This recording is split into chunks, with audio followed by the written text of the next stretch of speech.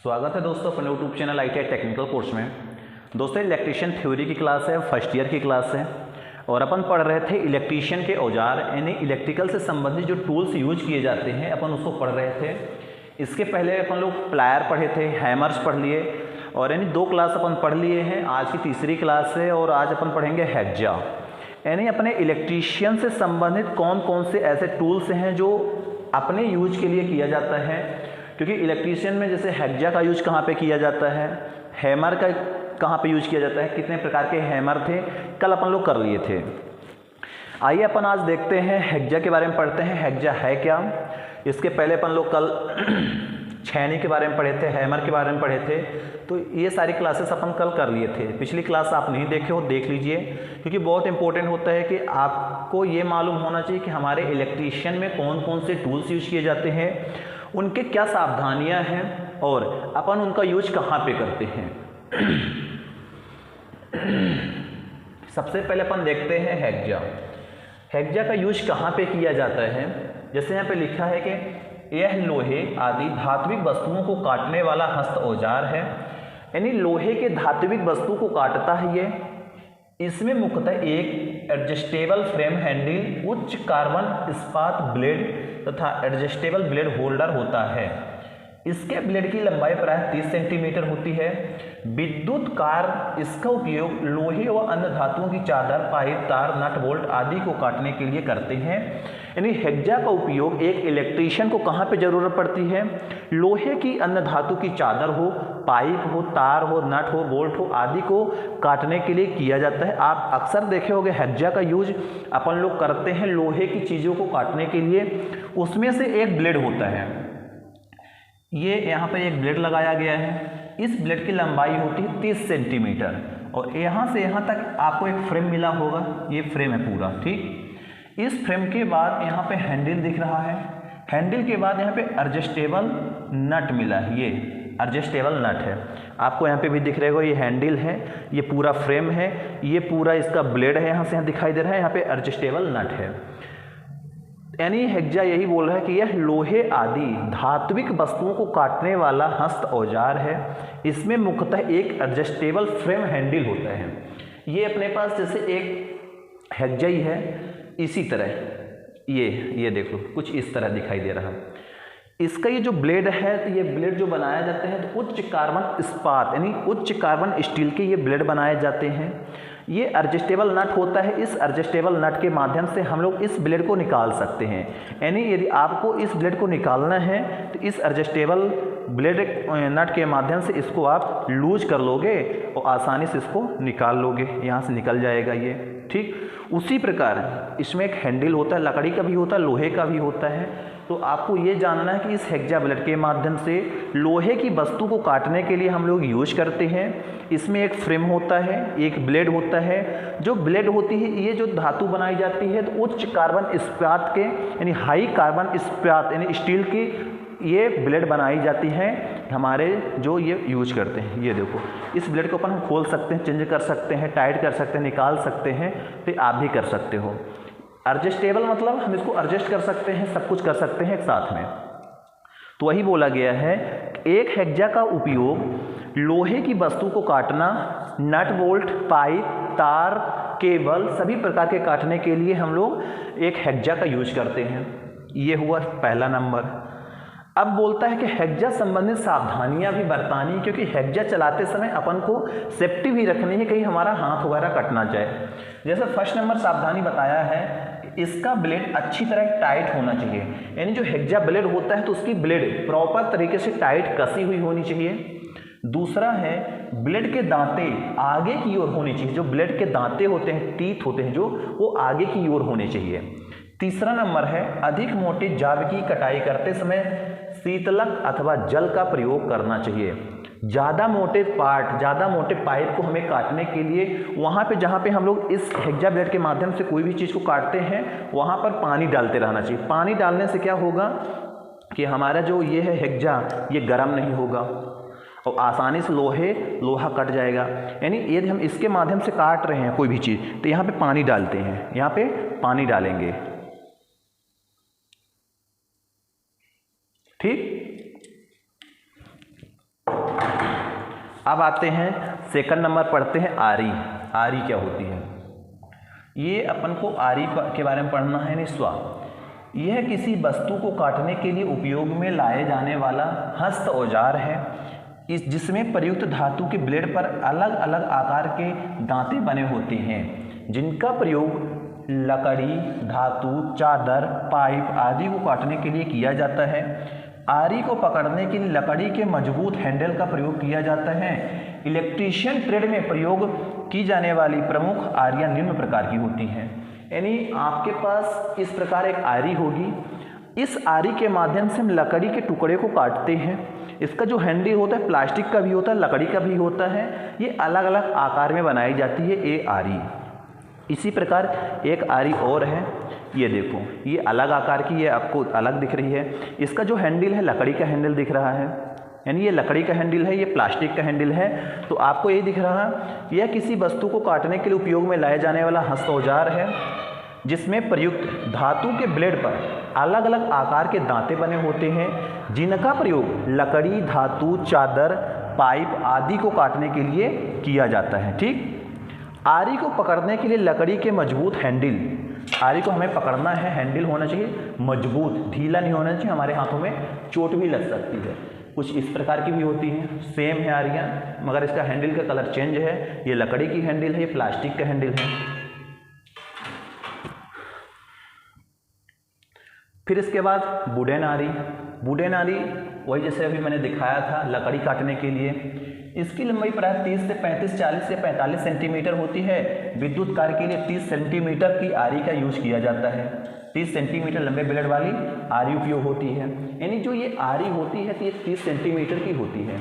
इसकी जो ब्लेड की लंबाई होती है ये 30 सेंटीमीटर की होती है। देखो सेम टू सेम दिख रही है इस तरह की ये आरी। ये लकड़ी के टुकड़े को काटते हैं, ये टूटती नहीं है इतनी जल्दी। इसका उपयोग लकड़ी की वस्तु फिटिंग आदि को काटकर आवश्यक आकृति प्रदान करने के लिए किया जाता है। इसका उपयोग करते समय ध्यान दें कि इसके दांते अपनी ओर गति करते समय लकड़ी काटते हैं, जबकि आरी के दांते आगे की ओर गति करते समय धातु काटते हैं। ठीक, ये हुआ आरी। अब इसी में आता है टेनन आरी। सब कुछ दिखाएंगे। टेनन आरी क्या होती है?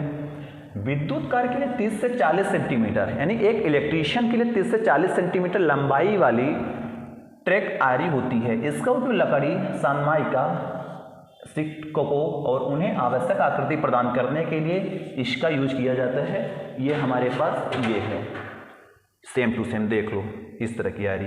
इसका हैंडल का बनाने का तरीका कुछ अलग है और सेम टू सेम यहाँ पे दिया गया है। ये आरी हमारे पास है।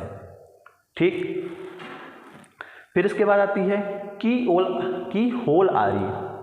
तीसरी आरी है, 3 टाइप की है। की होल आरी जो है स्वाह बोल सकते हैं। यह लगभग 3 से 4 mm चौड़े और 15 से 20 सेंटीमीटर लंबे वाली छोटी आरी होती है।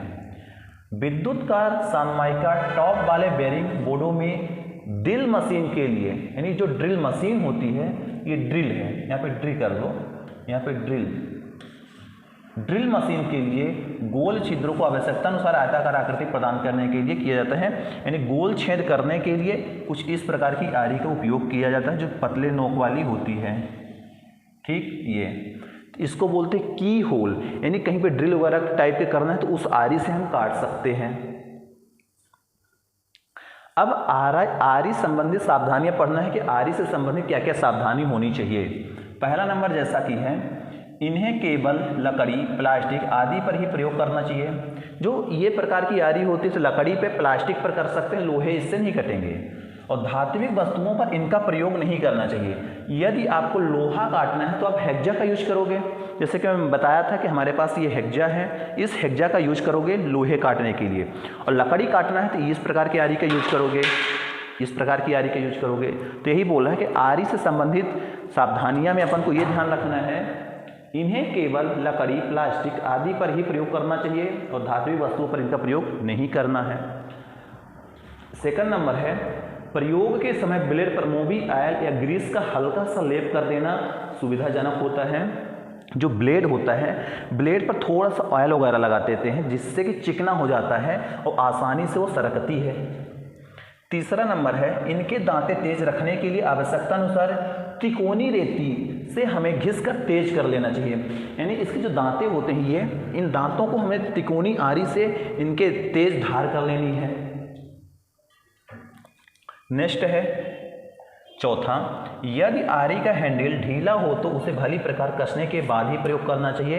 यानी यदि आरी का हैंडल लूज है उसको प्रॉपर तरीके से टाइट करके या कस कर ही यूज करना चाहिए। ये आरी से संबंधित है, 3 प्रकार के आपको आरी मिल गई है। ठीक, आरी आपको मिल गई। आरी में अपना पहला आता है वुडन आरी आ गया, वुडन आरी के बाद टेनन आरी आ गई, टेनर आरी के बाद की होल आरी आ गई, और की होल आरी के बाद आरी से संबंधित सावधानियां अपन पढ़ लिए हैं। फिर नेक्स्ट आता है पेचकस यानी स्क्रू ड्राइवर की बात करते हैं। तो screw driver most important electrician tools, सबसे इंपॉर्टेंट होता है इलेक्ट्रीशियन के लिए स्क्रू ड्राइवर, बहुत जगह यूज किया जाता है, यानी इसको बोलते हैं पेचकस। ठीक, अब पेचकस की बात कर लेते हैं। पेचकस का उपयोग विभिन्न प्रकार के पेचों को कसने तथा खोलने के लिए किया जाता है। कसने तथा खोलने के लिए प्रयोग किया जाता है, यहाँ पे कसने लिख लेना, कसने तथा खोलने के लिए प्रयोग किया जाता है। इसके मुख्य भाग टिप, सैंक, यहाँ पे सैंक या ब्लेड, हैंडल, फेरुल एवं पिन होते हैं। कार्यशाला में विभिन्न लंबाई वाले पेचकस जैसे 15 सेंटीमीटर, 25 सेंटीमीटर, 30 सेंटीमीटर वाले प्रयोग करते हैं। यानी इसमें एक हैंडल होता है, सबको मालूम होता है हैंडल होती है। हैंडल के बाद शाफ्ट या सैंक बोलते हैं, इसको शाफ्ट बोल सकते हो या सैंक होता है। ये आपको हैंडल दिख रहा है, ये पूरा हैंडल है, ये सैंक हो गया, ये ड्राइव ट्रिप हो गई, ये ड्राइव ट्रिप हो गई। बहुत प्रकार के स्क्रू ड्राइवर होते हैं, जैसे आप देखे होंगे कुछ प्लस वाले होते हैं, कुछ माइनस वाले होते हैं, स्टार होते हैं, आपने देखे होंगे अक्सर यही प्रकार के आपने यूज करने को मिलेगा। अलग अलग साइज के होते हैं, कुछ छोटे स्मॉल साइज होते हैं, कुछ लार्ज साइज होते हैं, और बहुत बड़े बड़े भी स्क्रू ड्राइवर यूज किए जाते हैं। तो इलेक्ट्रीशियन के लिए 15 सेंटीमीटर, 25 सेंटीमीटर, 30 सेंटीमीटर तक के ही स्क्रू ड्राइवर को यूज किया जाता है। ज़्यादा बड़े बड़े मैकेनिकल के लिए होते हैं। ये अनेक आकार प्रकार के होते हैं, जैसे flat tip, cross tip, you tip आदि। इनके सैंक या ब्लेड की लंबाई के आधार पर इसका आकार व्यक्त किया जाता है। सैंक यानी जो इसका सैंक, इसके आधार पर भी इसको प्रदर्शित किया जाता है, व्यक्त किया जाता है। सामान्यतः 5 से 30 सेंटीमीटर सैंक लंबाई वाले पेचकस प्रयोग किए जाते हैं। एक इलेक्ट्रीशियन के लिए 8 सेंटीमीटर से 30 सेंटीमीटर सैंक लंबाई तथा फ्लैट टिप वाले पेचकस आवश्यक होते हैं। यदि आपसे इंटरव्यू में या क्वेश्चन पे पूछा जाता है कि इलेक्ट्रीशियन के लिए पेचकस का जो कितने साइज का होना चाहिए, तो आप बता सकते हो 10 से 30 सेंटीमीटर तक के स्क्रू ड्राइवर या पेचकस एक इलेक्ट्रीशियन के लिए सफिशिएंट है या सही है। अब पेचकस चलाने से संबंधित सावधानियां हैं, पेचकस संबंधित सावधानियां आपको मालूम होना चाहिए। ये आपको मालूम होगा, हैंडल होती, सैंक होती, बिट होती है, टिप बोल सकते हो। टिप बहुत प्रकार की होती है, जैसे मैंने मतलब flat tip, cross tip, you tip.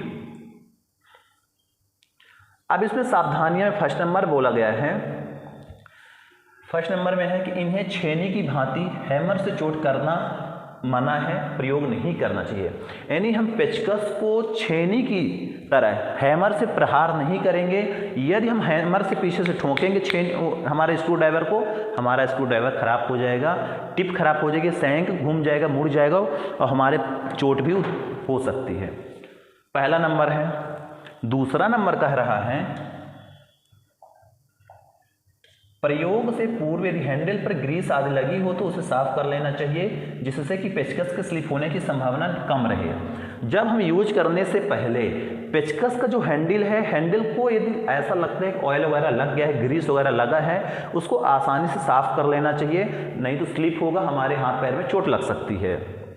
तीसरा नंबर है, पेंच में कटे स्लॉट की लंबाई के तुल्य चौड़े टिप वाला पेचकस प्रयोग करना चाहिए। अपन को ये भी देखना है कि हमारा जो स्क्रू है, जो खोलने का है, उसकी साइज क्या है, उसी के आधार पर हमें पेचकस को यूज करना चाहिए। ये नहीं कि छोटे जगह पर बहुत बड़ा पेचकस यूज कर रहे हो और बड़े जगह पर छोटा स्क्रू ड्राइवर यूज कर रहे हो। तो अपन को ये देखना कि पेंच में कटे स्लॉट की लंबाई के आधार पर ही पेचकस का प्रयोग करना चाहिए। नेक्स्ट है, चोट से बचाव के लिए पेचकस की टिप को घिसकर अधिक नुकीला नहीं करना चाहिए, यानी जो पेचकस की टिप होती है उसको बहुत पतला करना नहीं चाहिए, नहीं तो चोट लग सकता है। बहुत नुकीला नहीं करना है अपन को। तो ये पेचकस से संबंधित सावधानियां हैं। पेचकस बहुत प्रकार के होते हैं, पेचकस कहाँ कहाँ यूज किए जाते हैं आपको मालूम होना चाहिए। फिर इसके बाद पोकर पढ़ते हैं। पोकर क्या होता है? इलेक्ट्रीशियन के लिए 7वां नंबर टूल्स है पोकर। पोकर यानी इसे सुम्मी या ब्राडल भी कहते हैं। यह पेचकस से मिलती जुलती आकृति वाला औजार है। इसके रोग की लंबाई 20 सेंटीमीटर होती है। इसकी टिप नुकीली होती है और यह पीछे की ओर चौकोर हो जाता है, जैसा कि चित्र में दर्शाया गया है। इसका उपयोग स्टोव की लकड़ी की फिटिंग में पेंच कसने से पूर्व पेंच में छोटा खांचा बनाने में किया जाता है। आप देखोगे चोखा सा रहा तो अपन घुमा देते हैं, उसमें लकड़ियों में छेद हो जाता है, फिर वहाँ पे हम लोग क्या करते हैं, स्क्रू फंसा लेते हैं। ये है पोकर। ये देखो नुकीला भाग, ये पूरा इसका हैंडल है। ये पोकर है, इलेक्ट्रीशियन टूल्स के लिए यूज किया जाता है। पोकर का काम ही है कि जहाँ पे छेद करना है उसी जगह पे हम रख कर थोड़ा सा घुमा देंगे तो वहाँ पे छेद हो जाएगा, फिर स्क्रू कस देते हैं। जैसे अपन लोग बटन फिट करते हैं, बटन हम लोग जब बोर्ड पे लगाते हैं तो बटन के जो स्क्रू होते हैं तो स्क्रू को पहले छेद करने के लिए हम लोग पोकर के माध्यम से ही करते हैं। ठीक बताया है कि इसका उपयोग लकड़ी की फिटिंग में पेंच कसने से पूर्व, पेंच कसने से पहले उसके लिए छोटा खांचा बनाने के लिए किया जाता है। इसका पोकर का। पोकर से संबंधित सावधानियां देख लेते हैं, यानी पोकर से संबंधित क्या क्या सावधानियां होनी चाहिए।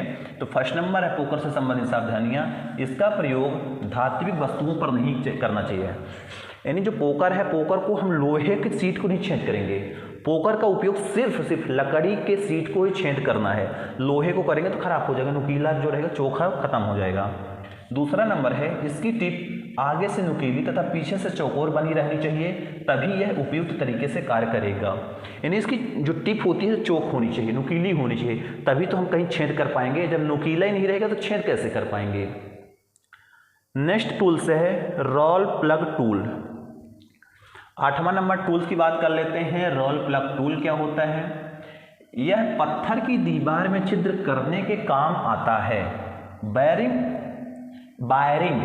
वायरिंग करते समय इससे दीवार में छिद्र करने के पीवीसी की स्लिप लगाकर पेंच कसे जाते हैं। इसका होल्डर माइल्ड स्टील का, बिट कार्बन स्टील का बना होता है।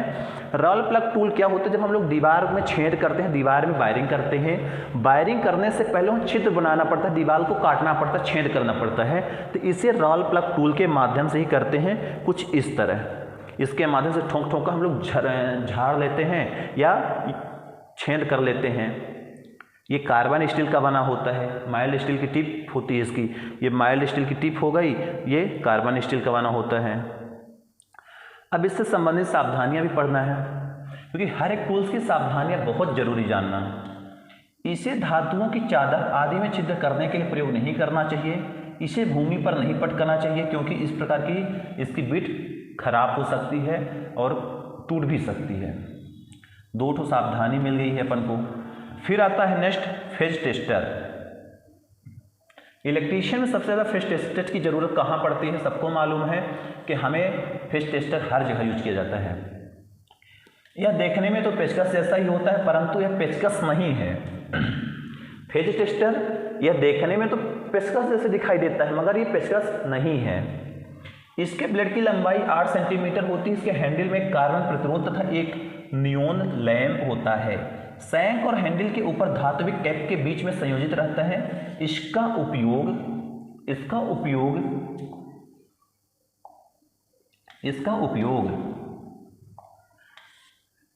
फेज की उपस्थिति तथा पहचान के लिए किया जाता है। जो ये फेज टेस्टर है, अपन को ये पता करता है फेज की उपस्थिति कि यहाँ पे लाइट है या नहीं है। जैसे अपने पास एक टेस्टर है, ये टेस्टर है, इस टेस्टर को हम फेज टेस्टर बोलते हैं। इसमें एक नियोन लैंप लगा है और ये नियोन लैंप, ये जो कैप लगी है कैप के बीच में होती है, ये बीट होती है, कैप और बीट के बीच में होती है। दिखा है कि यह देखने में तो पेचकस जैसा दिखाई देता है, परंतु ये पेचकस नहीं है। इसको हम पेचकस की भांति बिल्कुल प्रयोग नहीं करेंगे।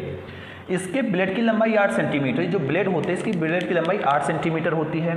इसके हैंडल में कार्बन प्रतिरोध, यहाँ पर एक कार्बन का रेजिस्टेंस है, कार्बन का प्रतिरोध लगा होता है और एक नियोन लैंप, ये नियोन लैंप, ठीक। नियोन लैंप सैंक और हैंडल के ऊपर धात्विक कैप के बीच, ये धात्विक कैप है, इसके बीच फिट रहता है। इसका उपयोग फेज की उपस्थिति जांचने के लिए किया जाता है। जब भूमि पर खड़ा व्यक्ति इसकी कैप को स्पर्श करता हुआ इसकी टिप को फेज तार पर स्पर्श करता है तो इसके नियोन लैंप चमक उठता है, जो फेज की उपस्थिति दर्शाता है। 500 वोल्ट तक कार्य करता है।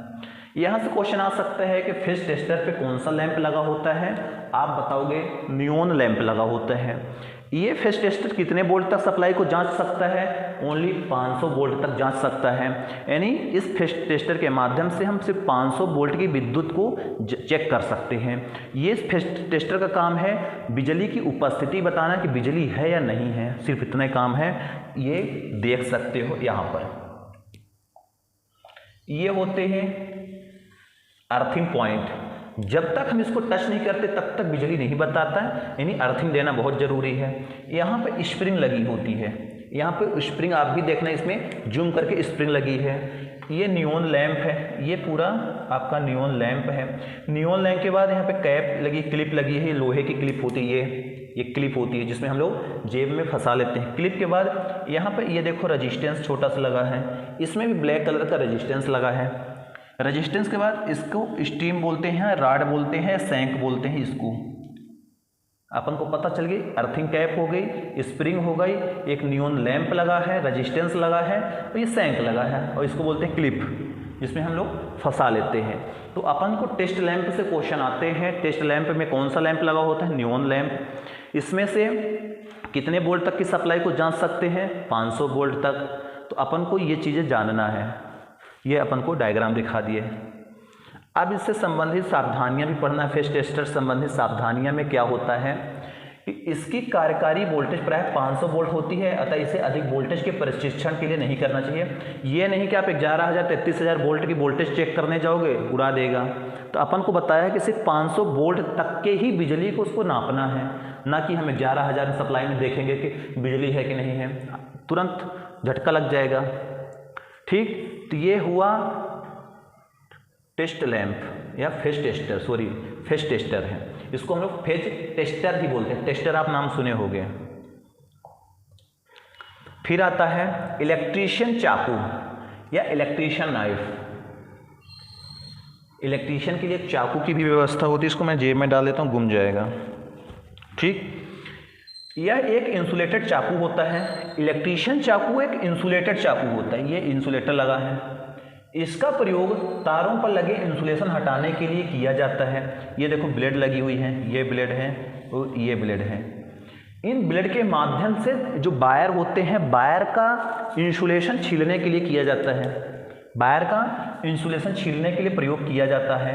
और दूसरी ब्लेड कम धार वाली होती, जो जीआई तार पर जो गंदगी होती है खरोंचने के लिए भी किया जाता है, जंग वगैरह हटाने के लिए किया जाता है। यानी 2-3 प्रकार के ब्लेड होती है। इलेक्ट्रीशियन चाकू का मेन मकसद है जो तार होता है, तार को छीलने के लिए किया जाता है। तार में जो जंग लगे होते हैं जीआई वायर में, उसको भी खरोंचने साफ करने के लिए किया जाता है, ताकि आसानी से एक जगह से दूसरी जगह बिजली चली जाए। तो इलेक्ट्रीशियन नाइफ यानी इलेक्ट्रीशियन चाकू को समझ जाना, काम सिर्फ इंसुलेशन छीलना केबल का होता है। इलेक्ट्रीशियन चाकू संबंधित सावधानियां देख लेते हैं कि इसका प्रयोग तार को काटने के लिए नहीं करते। चाकू के माध्यम से यदि सोचो कि हम वायर को कट करेंगे तो बिल्कुल नहीं करना है अपन को। दूसरा नंबर है प्रयोग करने के बाद इसे बंद करके टूल किट में रखना चाहिए। हम जब यूज करने के बाद इसको तीनों ब्लेड को इसमें फंसा देना चाहिए, फिर अपने टूल किट में रख लेना चाहिए। इसका प्रयोग इनेमल्ड तार का इंसुलेशन खरोंचने में नहीं करना चाहिए। जो सुपर इनेमल्ड वायर आते हैं उनको खरोंचने में हम इनका यूज नहीं करेंगे। तो ये इससे इलेक्ट्रीशियन चाकू से संबंधित सावधानियां भी आपको जानना है कि क्या नहीं करना। फिर इसके बाद आता है टेस्ट लैंप। टेस्ट लैंप ये भी मालूम होना चाहिए भाई, टेस्ट लैंप होता क्या है। टेस्ट लैंप का प्रयोग किसी एसी परिपथ में शॉर्ट सर्किट की जांच करने के लिए किया जाता है। एक होल्डर, इसमें एक होल्डर होता है जिसमें 2 इंसुलेटेड तार लगे होते हैं तथा होल्डर में एक 60 वाट का बल्ब लगा होता है। इसका प्रयोग भी टेस्टर की तरह ही किया जाता है। तार को स्पर्श करने पर यदि बल्ब जलता है तो परिपथ विद्युत प्रवाह हो रही है, अन्यथा नहीं। ये हमारे पास टेस्ट लैंप, गांव का जुगाड़ टेस्टर यही होता है। ये यहाँ पे 60 बल्ब का एक बल्ब लगा है, इस बल्ब के माध्यम से अपन ये होल्डर लगा है, ये 2 वायर निकले हैं। अब अपन इनसे ये चेक करते हैं कि बिजली यहाँ पे आ रही है कि नहीं आ रही है। जैसा कि मेरे पास भी, मैंने भी बना के यूज यही करता हूँ। ये देखो, ये मेरे पास टेस्ट लैंप है जिसमें से 60 बल्ब का लैंप लगा है, एक होल्डर लगा है, 2 हमने लीड निकाल के रखे हैं। अब इनसे ये पता करता हूँ, कहीं भी हमारे पास एक टेस्टर ये नहीं है तो हम इसको लगा कर चेक कर लेते हैं। यदि बल्ब जल रहा है तो वहाँ पे लाइट है, यदि नहीं जल रहा है तो अपन को ये पता चल जाता है कहीं ना कहीं इसका वायर टूट गया है, खराब हो गया है। तो ये एक प्रकार का टेस्ट लैंप होता है। हम किसी भी चीज़ को टेस्ट करते हैं, टेस्ट लैंप ये होता है। टेस्ट लैंप संबंधित सावधानियां देखते हैं कि टेस्ट लैंप का प्रयोग करने से पूर्व इसके तारों के लैंप की सही फिटिंग की जांच कर लेनी चाहिए। अपन इसका यूज करने से पहले सारी चीज़ देख लेना, कहीं खुला तो नहीं, कहीं टूटा तो नहीं, हमें कहीं झटका ना लग जाए।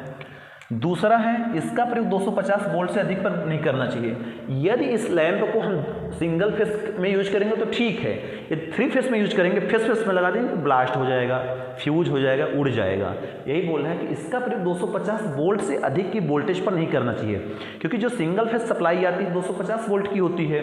अपन 250 वोल्ट से ऊपर की लाइन को चेक करने के लिए ही इसका यूज करेंगे। ठीक, तो ये हुआ टेस्ट लैंप। इसी तरह टूल्स आप पढ़ोगे ना तो आपके जीवन में कहीं भी दिक्कत नहीं आएगी। यदि टूल्स को हम बिना देखे पढ़ेंगे भूल जाएगा। नोट्स कर लेना, अपन 11 टूल्स पढ़ लिए हैं, कल 12वां टूल्स स्क्राइबर पढ़ेंगे।